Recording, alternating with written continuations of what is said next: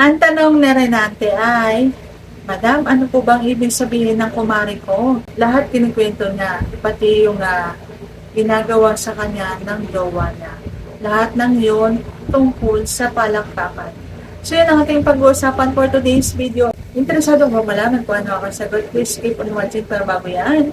Kung bago ka pa lang sa akin channel, please consider to like this video and subscribe my channel.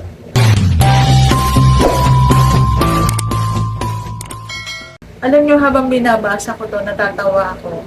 Alam na kung bakit. Kasi, bakit naman kasi itong si Kumare ay nakikwento dito sa kanya na kumpare.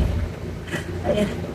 So, base sa pagkakaalam ko sa mga ganyan, baka sobrang malapit lang siya sa'yo. Baka sobrang malapit lang siya sa'yo at inaakala niya na kaibigan ka niya.